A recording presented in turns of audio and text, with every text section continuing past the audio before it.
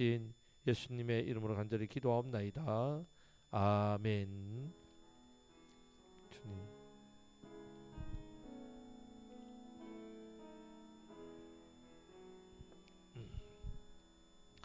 예, 성경 봉독하겠습니다. 레위기 11장입니다.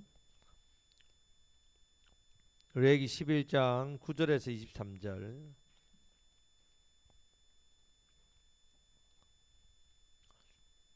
레위기 11장 9절에서 23절. 구약 성경 160면에 있습니다. 레위기 11장 9절에서 23절 한 절씩 교독하겠습니다. 물에 있는 모든 것 중에서 너희가 먹을 만한 것은 이것이니 강과 바다와 다른 물에 있는 모든 것 중에서 지는 어미와 비늘이 있는 것은 너희가 먹되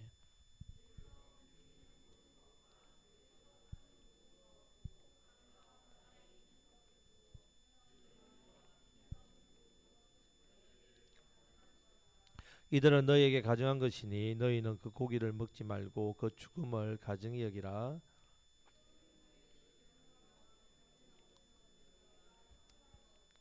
새 중에 너희가 가증히 여길 것은 이것이라. 이것들이 가증한즉 먹지 말지니 곧 독수리와 솔개와 무수리와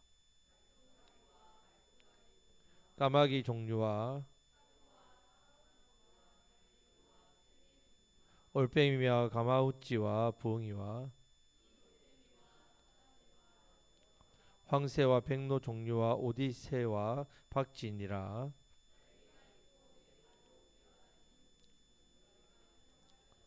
다만 날개가 있고 네 발로 기어 다니는 모든 곤충 중에 그 발을 띠는 다리가 있어서 땅에서 뛰는 것은 너희가 먹을지니 메뚜기 종류와 배짱이 종류와 귀뚜라미 종류와 파충이 종류는 너희가 먹으려니와 오직 날개가 있고 기어다니는 곤충은 다 너희가 혐오할 것이니라. 아멘.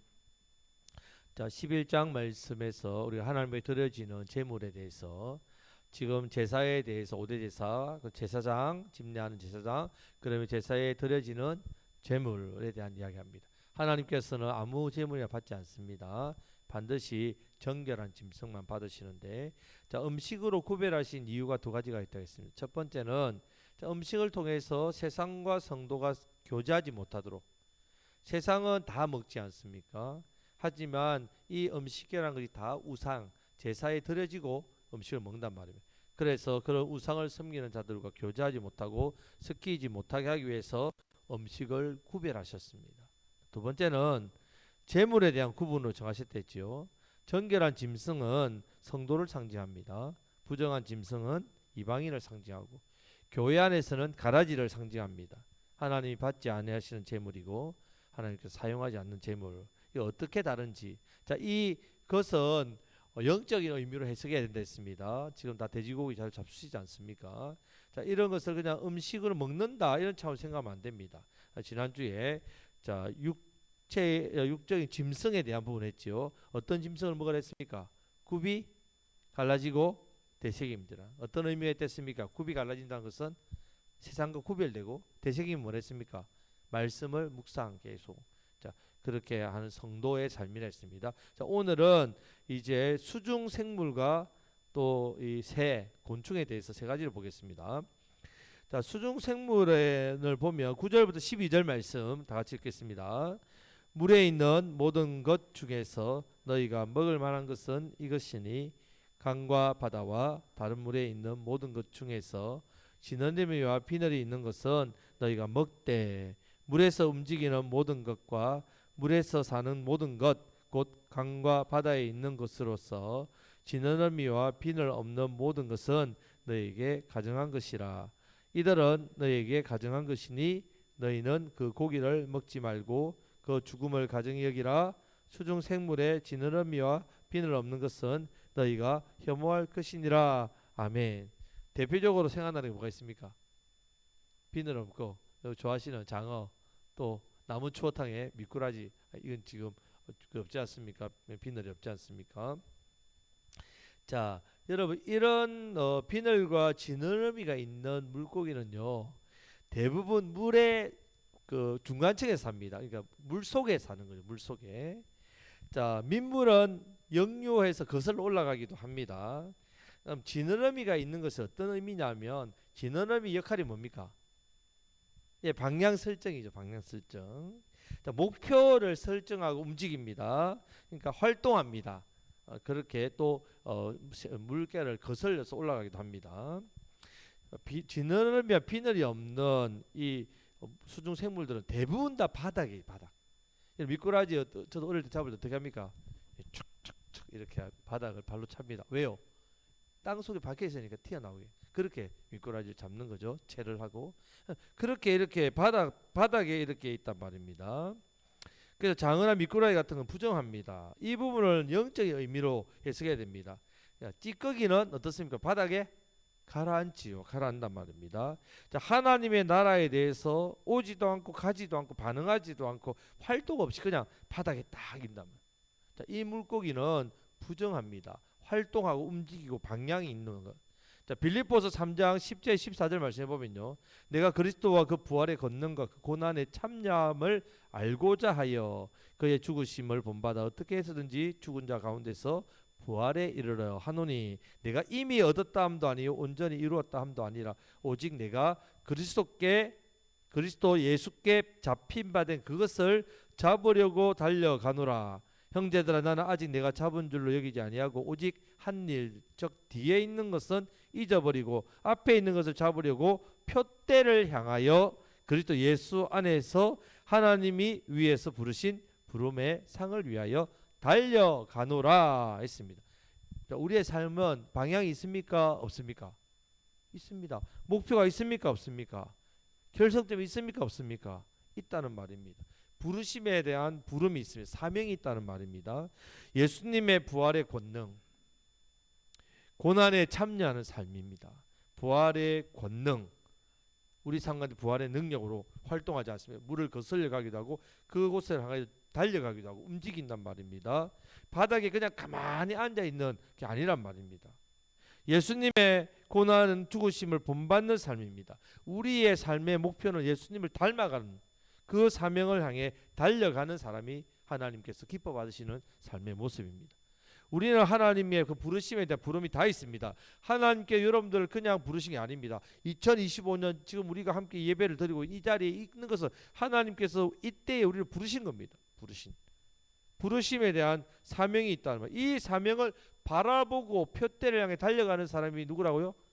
성도란 말이에요. 하나님께서 받으시는 사람.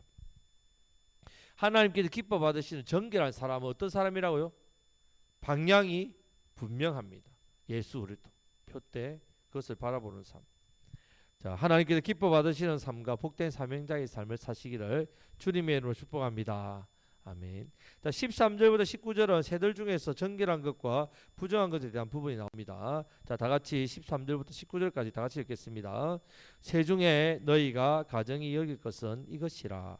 이것들이 가정한즉 먹지 말지니 곧 독수리와 솔개와 무수리와 말동가리 종류와 까마귀 종류와 타조와 타음하스와 갈매기와 새매 종류와 올빼미와 가우치와 물범붕이와 흰 올빼미와 사다새와 넛새와 황새와 백로 종류와 오디새와 박진이라. 아멘. 아는 새도 있지만 모르는 새도 있지요.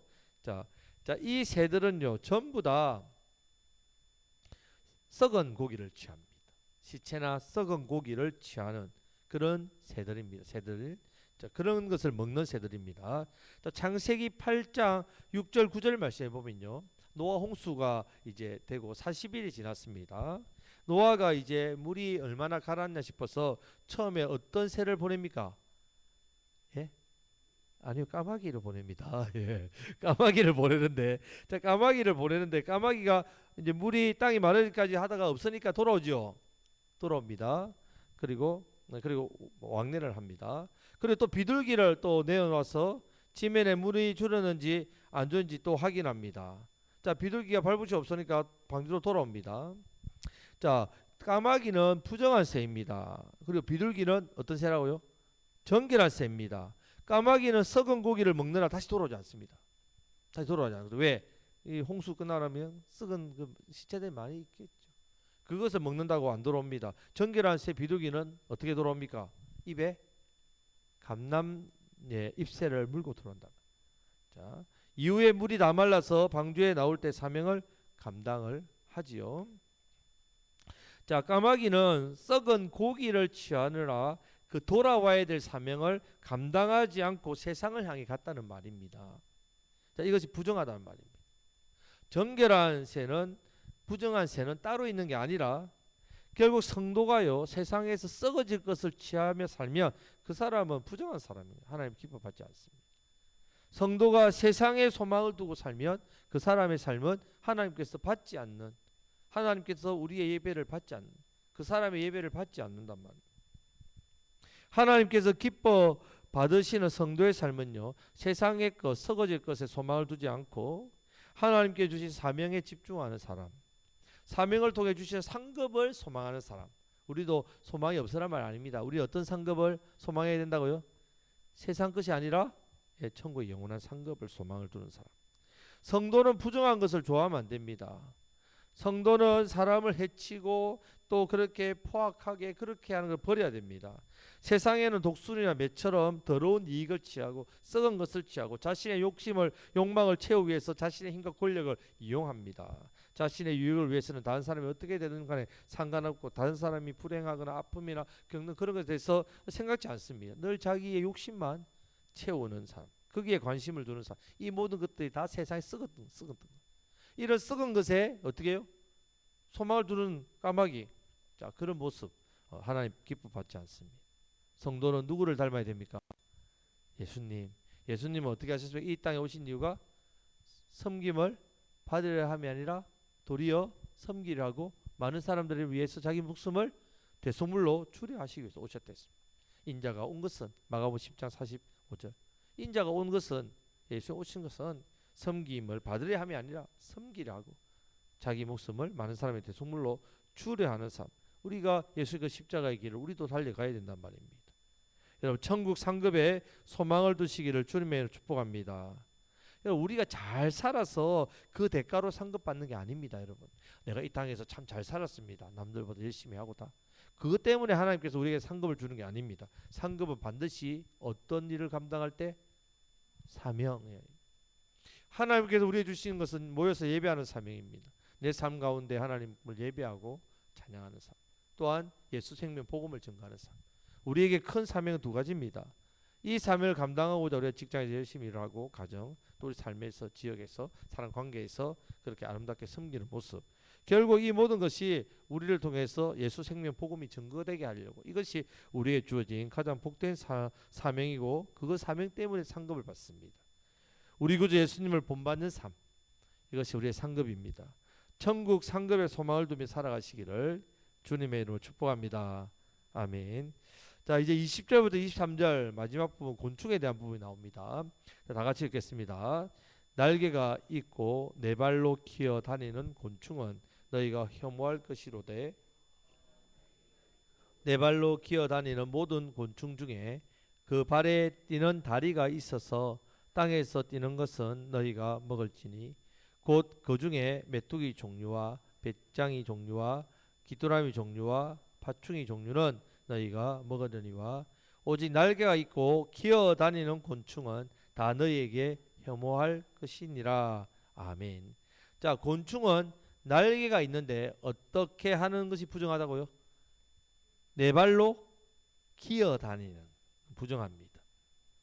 지금 이 부분의 의미는, 영적인 의미는, 여러분, 날개가 있습니다. 날개를 왜 있습니까? 날아다니려고 있습니다. 근데 있는 날개를 사용하지 않습니다. 기어다닌다. 기어다닌다.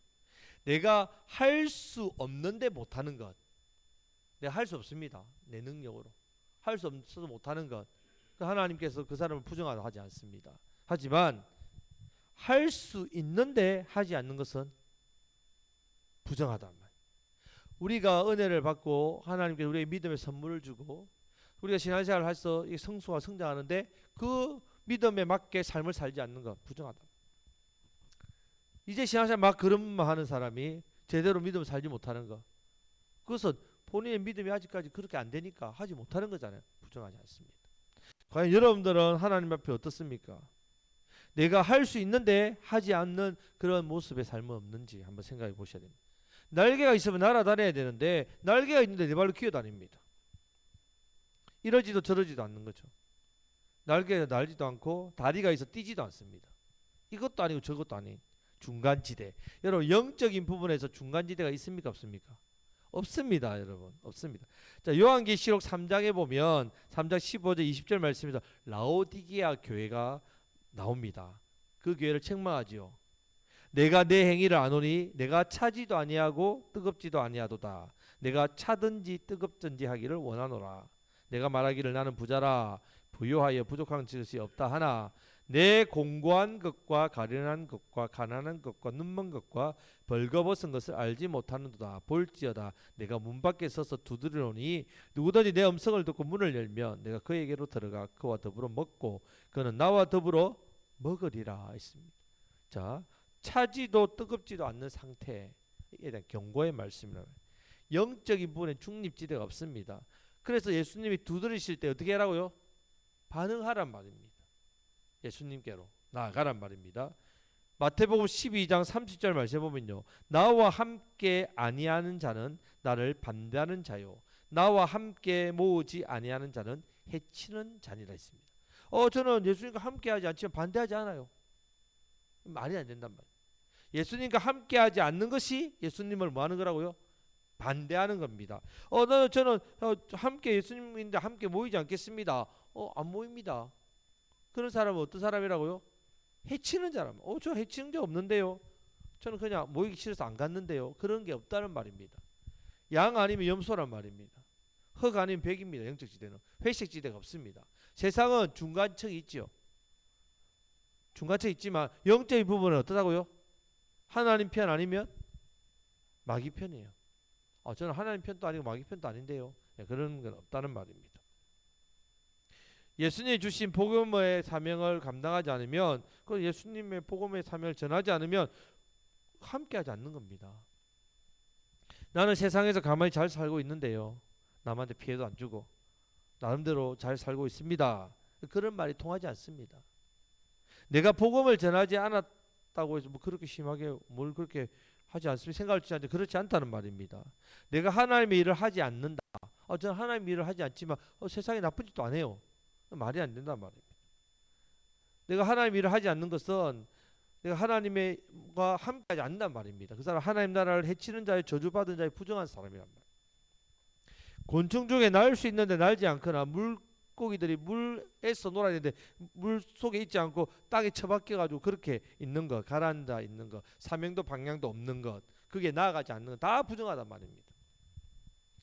여러분들 하나님께 우리 능력과 재능을 주셨는데 그거 사용하지 않는 것 부정합니다. 하나님께서 은혜를 주셔가지고 우리가 복음의 일꾼으로 세상에 보내셨는데 복음의 일꾼으로 살지 않고 그냥 그 능력과 은사를 나의 인생의 유익을 산다, 부정하다는 말입니다. 이런 모습은 하나님께서 기뻐 받지 않습니다. 세상에서 아무리 잘 나간다 해도 아무리 대단한 사람이라 해도 이런 사람은 하나님께서 사용하지 않습니다. 이런 사람은 하나님께 받으시지 않는다는 말씀입니다. 여러분 우리가 정한 짐승과 부정한 짐승에 대한 이야기를 할 때에 이것이 바로 우리의 모습이라는 거예요. 우리의 모습. 우리는 하나님께서 받으시는 사람이 되어야 됩니다. 하나님께 내가 드려지고 쓰임받는 사람이 되어야 됩니다. 우리의 삶이 하나님 받으시는 정결한 삶이 되어야 합니다. 정결한 삶은 부르심의 사명을 표대로 삼고 바라보며 사는 인생이 정결합니다. 세상 썩어질 것에 소망을 두고 사는 것이 아니라 천국 상급을 소망을 두고 사명의 소망을 두고 살아간 사람이 정결한 사람입니다. 두 마음이 아니라 우리 야고보서 말씀드린 두 마음이 아니라 중립이 아니라 하나님 편에 복음을 전하는 사명을 감당하는 사람, 하나님 나라 위해서 일을 한 사람, 주의 일에 힘쓰는 사람이 바로 하나님 기뻐 받으시는 정결한 사람입니다. 여러분 물론 죄를 짓지 않아야 되죠. 하지만 우리는 죄인입니다. 죄인으로 태어나서 죄를 짓습니다. 날마다 십자가별로 우리를 씻어야 됩니다. 이것으로 끝나는 게 아니라 우리를 어떻게 해요? 드려야 됩니다. 정결한 삶으로. 정결한 삶으로, 정결한 사람으로, 하나님께 쓰임 받고 하나님 받으시는 사람으로 들이심으로 우리를 통해서 사명이 중요합니다. 저와 여러분들 이 땅에 사는 것은 사명입니다. 표대를 향해 달려가셔야 됩니다. 맡겨주신 사명, 예배의 사명, 영혼을 살리는 그 귀한 복된 사명을 더 잘 감당하시는 저와 여러분들이 되시기를 주님의 이름으로 축복합니다.